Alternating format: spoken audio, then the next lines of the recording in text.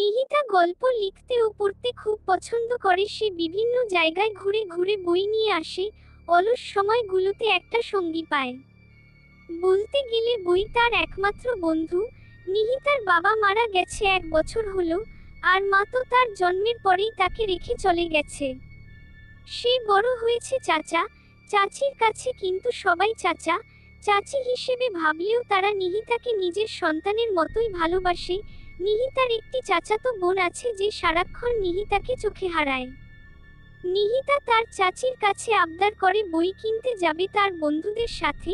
প্রথমে সে রাজি না হলেও পরবর্তীতে শর্ত সাপেক্ষে রাজি হয়ে যায়। নিহিতাও মেনে নেয় শর্ত, সে বিকেলের আগেই বাড়ি ফিরবে।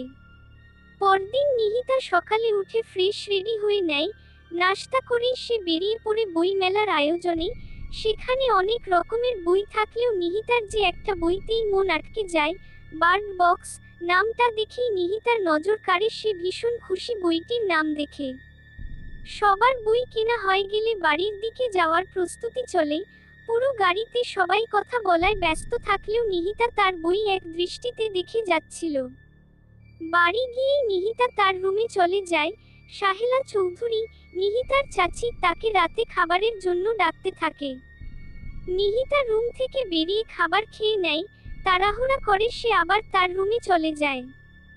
সাহেলা চৌধুরী হাসতে থাকে, মনে মনে ভাবে মেয়েটা এত বই পাগল। একবার বইয়ের জগতে ঢুকলে তাকে আর অন্য কোথাও নেওয়া যায় না। সকালেও নিহিতা কোনো রকমে নাস্তা করেই বই নিয়ে বসে পড়ে।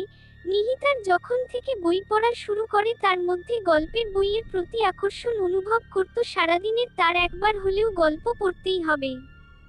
এই গল্পের বইয়ের নেশাই তার কাল হয়ে দাঁড়ায়। বেশ কিছু দিন এইভাবেই যাচ্ছিল।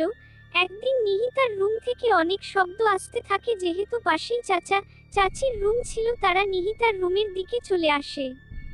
তারা নিহিতার রুমের দরজায় নক করতে থাকে, জোরে জোরে তাকে ডাকতে থাকে। কোনো সাড়া না পেয়ে নিহিতার রুমের চাবি দিয়ে দরজার লক খুলে দেখে সে মাটিতে পড়ে আছে এবং রুমের সব কিছু এলোমেলো। যত দ্রুত সম্ভব তাকে নিয়ে হাসপাতাল যাওয়া হয়।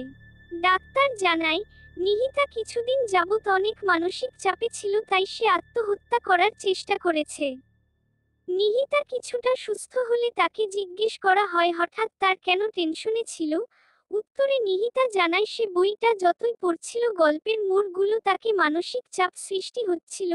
গল্পে কিছু সত্তাগুলো কেউ সরাসরি দেখলে আত্মহত্যার প্রবণতা বেড়ে যায়।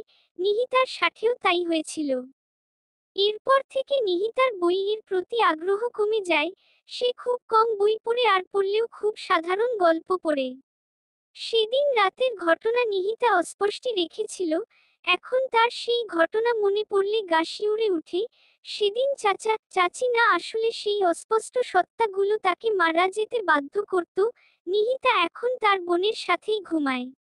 না জানি কখন তারা আবার নিহিতাকে নিতে চলে আসে।